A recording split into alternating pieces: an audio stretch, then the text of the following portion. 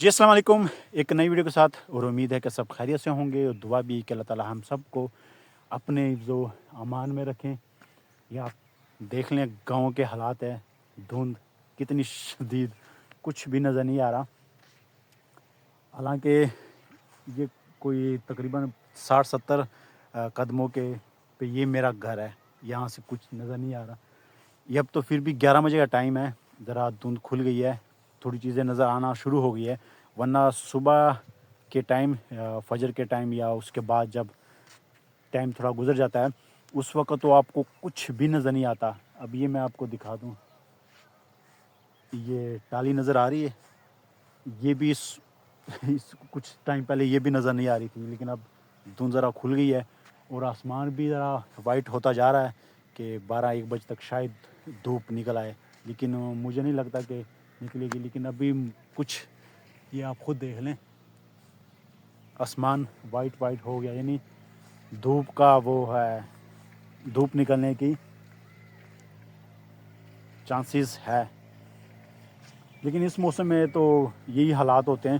लेकिन मैं फिर इस सूरत हाल में यही करता हूँ कि मैं असर के टाइम गांव से निकल जाता हूँ लाहौर के लिए, क्योंकि सुबह के टाइम अगर मैं निकलता हूँ 7 बजे, तो 7 बजे तो इससे भी बुरे हालात होते हैं। तो मैं कहता हूँ मेरे लिए जाना बड़ा मुश्किल होता है। वैसे मैं 1-2 दफ़ा गया हूँ, और लेकिन बड़ी मुश्किल से और बड़ी स्लो स्पीड के साथ के एहतियात करनी, वरना ये मुल्तान रोड है और यहाँ पे हर साल इस धुंध में या कहीं ना कहीं एक्सीडेंट होते हैं। और ये नहीं कि एक गाड़ी 2 गाड़ी, वो एक लाइन सी बनी होती है, एक चैन सी बनी होती है। एक गाड़ी ठुकने के बाद पीछे से दूसरी आती है, फिर तीसरी, सर करके वो पूरी लाइन लगी होती है। तो इसलिए तो मैंने कहा कि बग़ैर किसी मजबूरी के, बग़ैर किसी ज़रूरत के इस मौसम में, इन हालात में, तो मैं कहता हूँ सफ़र करना बेवकूफ़ी ही कहूँगा। लेकिन अगर किसी की मजबूरी है, वो एक अलग बात है।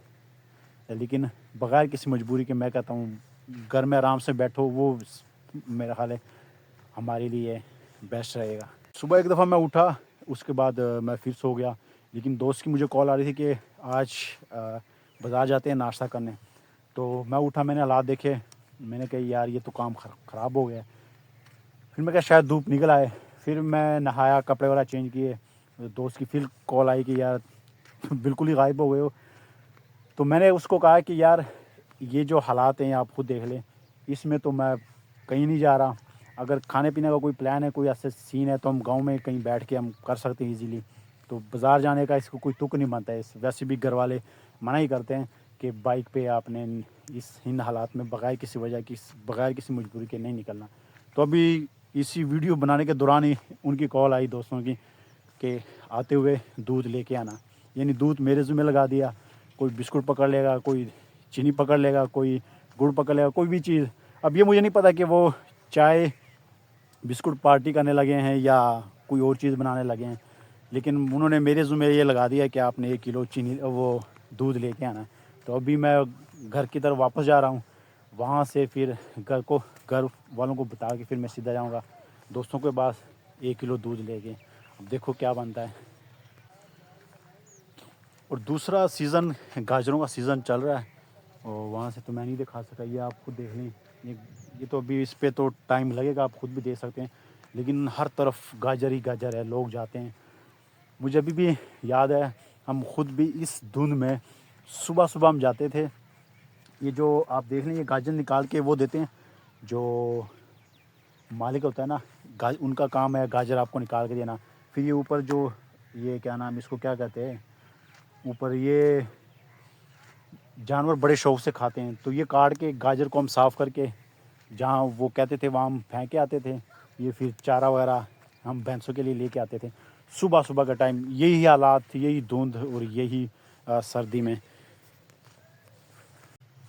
दूध की बात की तो आप यकीन करें, बंदे को वैसे भी बड़ा अफसोस होता है कि यार अल्लाह ताला हम सबको हिदायत दे कि गाँव में होते हुए भी आपको खालिश दूध नहीं मिलेगा। हम घर में लेके आते हैं, इस्तेमाल करते हैं, लेकिन आप यकीन करें या तो उसमें पानी उन्होंने दबा के डाला होता है, या साफ पता चलता है कि ये केमिकल का दूध है। प्योर खालिश दूध तब भी आप उस यकीन के साथ कह सकते हैं कि ये खालिश है, प्योर दूध है, जब आप खुद अपने हाथों से निकालोगे।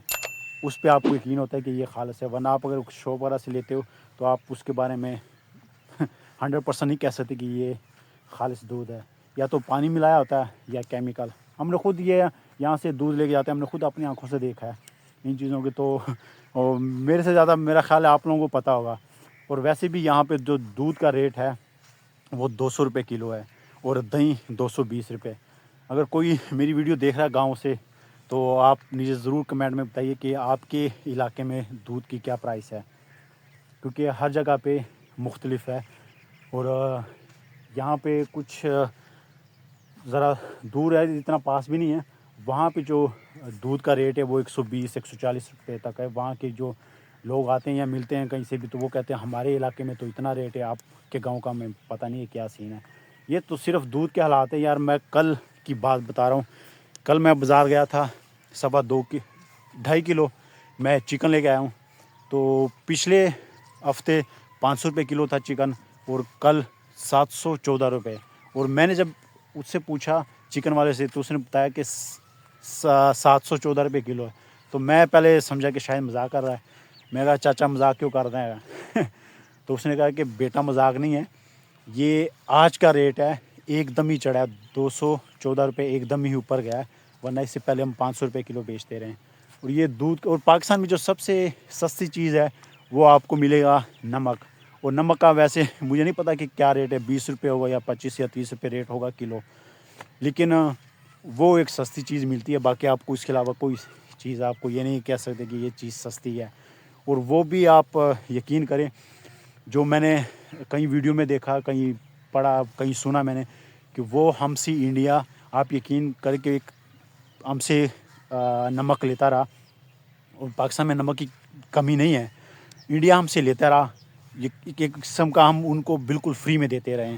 وہ کیا کرتے تھے, نمک کو صاف وغیرہ کر کے اس کی اچھی سی پیکنگ لگا کے اوپر اپنی انڈیا کی مور لگا کے باہر کی کنٹری میں وہ سیل کرتے رہے. تو پھر کنٹری جتنے بھی ہیں وہ پھر اس طرح ہی ترقی کرتی ہے, کیونکہ ایکسپورٹ جو ہوتی ہے نا, جب پاکستان کسی بھی ملک میں کوئی چیز بناتے ہو, آپ اگر اس کو باہر بیچتے ہو تو کسی ملک کی ترقی میں وہ بڑا اہم کردار ادا کرتا ہے. سارا کام ہی آپ کا ایکسپورٹ کا ہو. تو لیکن یہاں پہ تو نہ ہم نے ایسی کوئی چیز بنائی ہے, اگر بنائی ہے تو اس کی کوالٹی ایسی ہے کہ آپ لوگوں کے سامنے ہی ہے. کوئی چیز آپ کو خالص ملے گی تو ہی بندہ لے گا. لیکن ہم کیا کر سکتے ہیں, ہم تو صرف دعا ہی کر سکتے کہ اللہ تعالیٰ ہم پہ رحم فرمائے اور ہمیں اپنے پاؤں پہ کھڑا ہونے کی اللہ تعالیٰ توفیق دے. ورنہ جو حالات ہیں آپ لوگوں کے سامنے ہی ہیں, دن بدن میرا خیال ہے 1% بھی نہیں ہوا اچھا ابھی تک, بد سے بدتر ہوتے جا رہے ہیں. تو میں ویسے بھی گھر کے پاس آ گیا ہوں, اور دوست کی کالیں پہ کالیں آ رہی ہے کہ تیرا دودھ کدھر رہ گیا. وہ سمجھیں گے کہ شاید دودھ کی وجہ سے وہ نہیں آ رہا. تو میں بھی یہاں سے پہلے گھر جاؤں گا, گھر سے پھر سیدھا میں دوستوں کے پاس جاؤں گا, دیکھو کیا بنتا ہے.